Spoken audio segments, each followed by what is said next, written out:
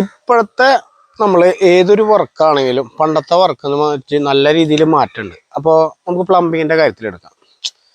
പണ്ടെന്ന് പറഞ്ഞു കഴിഞ്ഞാൽ ഒരു പ്ലംബിങ് തുടങ്ങാൻ എങ്ങനെയാണ്, സിമ്പിളായി വന്ന് തുടങ്ങി. ആകെ അതിലൊരു ടാപ്പ്, ഒരു ഷവർ, ഒരു സാധാ എന്തായാലും ചിലപ്പോൾ സാധാ ക്ലോസറ്റ് ആയിരിക്കും, അല്ലാന്നുണ്ടെങ്കിൽ ഒരു സാധാ യൂറോപ്യൻ ക്ലോസറ്റ് കഴിഞ്ഞു അവിടെ കേട്ടോ.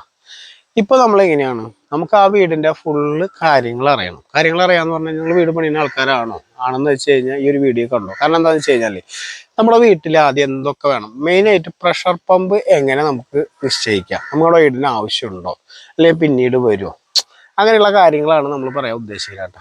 അപ്പോൾ നിങ്ങൾക്ക് എന്തെങ്കിലും എല്ലാ സജഷൻസാ അല്ലെങ്കിൽ എന്തെങ്കിലും കമൻറ്റിൽ എന്തെങ്കിലും രേഖപ്പെടുത്തി നമ്മളതിൽ പറ്റുകയാണെങ്കിൽ നമ്മളതിൻ്റെ ഇത്തരം കാര്യങ്ങൾ തരും കേട്ടോ.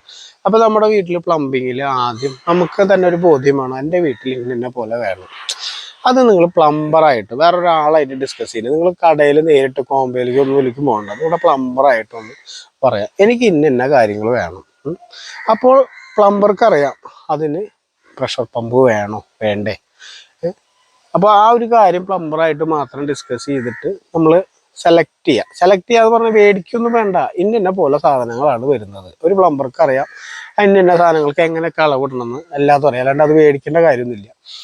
പിന്നെ ചെയ്യേണ്ട ഒരു കാര്യം എന്ന് പറഞ്ഞു കഴിഞ്ഞാൽ, നമുക്കിപ്പോൾ പ്രഷർ പമ്പ് എന്തിനാണ് വേണ്ടത്, പ്രഷർ പമ്പ് മെയിനായിട്ട് വേണ്ടത് ഒന്നല്ലേ ഹാങ്ങിങ് വരുന്ന ഷവറിന് വരണം, അല്ലാന്നുണ്ടെങ്കിൽ നമ്മുടെ വീട്ടിൽ ബോഡി ജെറ്റ്, ജാക്കൂസി അങ്ങനെ അടിപൊളി സാധനങ്ങൾ ഉണ്ടെങ്കിൽ മാത്രമാണ് വേണ്ടത്. അല്ലാന്നുണ്ടെങ്കിൽ ഇപ്പോൾ മോഡുലർ സിങ്കിൻ്റെ കാലമാണ്, സിങ്കിലേക്ക് മാത്രമായിട്ട് വേണമെന്ന് വെച്ച് കഴിഞ്ഞാൽ നമുക്ക് ഈ കണ്ട കാശ് ചിലവാക്കിയിട്ട് മുകളിൽ പ്രഷർ പമ്പ് വെക്കണമെന്നില്ല. ആ സിങ്കിലേക്ക് കയറണ ലൈനൊന്ന് ചെറിയൊരു ബൂസ്റ്റർ പമ്പിൽ കയറ്റി അങ്ങോട്ട് വിടാം, അത്രേ വേണ്ടു. അതേപോലെ എനിക്കൊരു ബാത്റൂമിൽ മാത്രം മതി, അങ്ങനെയാണെങ്കിൽ നമ്മൾ മൊത്തം അടിക്കാൻ നിൽക്കണ്ട, അത് നമ്മൾ ഒറ്റ ബാത്റൂമിൽ കണക്ട് ചെയ്യുന്ന പമ്പ് വെച്ചാൽ മതി.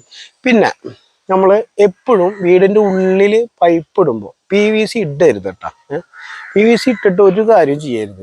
ഒന്നല്ലെങ്കിൽ CPVC അല്ലെങ്കിൽ PPR, അല്ലാന്നുണ്ടെന്ന് വെച്ച് കഴിഞ്ഞാൽ ഇതിൻ്റെ MLC ഒക്കെ ഉണ്ട്, ഞാൻ ചെയ്തിട്ടില്ല. എങ്ങനെ ഉണ്ടെന്നുള്ളത് ചോദിച്ചാൽ എനിക്ക് അതിനെക്കുറിച്ചൊരു വ്യക്തമായിട്ട് ധാരണയില്ല. എനിക്ക് ഏറ്റവും ഇഷ്ടം PPR ചെയ്യാനാണ്. പിന്നെ CPVC STR 11 മിനിമം നമ്മൾ മേടിച്ചിട്ട് ഇടണം. അപ്പോൾ ഈ ഒരു കാര്യങ്ങളൊക്കെ നമ്മുടെ മനസ്സിലും വേണം, നമ്മുടെ പ്ലംബറോടും വേണം, വേറൊരാളായിട്ട് നിങ്ങൾ ഡിസ്കസ് ചെയ്യില്ല. അപ്പോൾ അവനറിയാം, നല്ലൊരു പ്ലംബറാണെങ്കിൽ അവനറിയാം അടുത്ത കാര്യങ്ങളൊക്കെ. അപ്പോൾ നിങ്ങൾക്ക് ഇഷ്ടമായ മറ്റുള്ളവരിലേക്ക് എത്തിക്കുക. എന്തെങ്കിലും വല്ല പ്ലംബിങ്ങിൻ്റെ വല്ല കാര്യങ്ങളോ എന്തുണ്ടെങ്കിൽ കമൻറ്റിൽ ഇട്ട് കഴിഞ്ഞാൽ എനിക്കറിയുന്നതാണെങ്കിൽ ഞാൻ പറയാം. അപ്പോൾ നമുക്ക് അങ്ങോട്ടും ഇങ്ങോട്ടും പരസ്പരം കൊടുത്തു വാങ്ങി ഓരോ കാര്യങ്ങൾ ചെയ്യുമ്പോൾ എൻ്റെ അറിവും കൂടും. കാരണം എൻ്റെ അറിവെന്ന് പറഞ്ഞു കഴിഞ്ഞാൽ അത്ര വലിയ സംഭവമൊന്നുമല്ല, നമ്മൾ കുറച്ച് നാളായിട്ട് ഈ ഫീൽഡിലുള്ള കാരണം എനിക്ക് കുറച്ച് അഭിപ്രായം കാര്യങ്ങളും അത് നിങ്ങളായിട്ട് രേഖപ്പെടുത്തും, അത്രയേ ഉള്ളൂ. ഓക്കെ.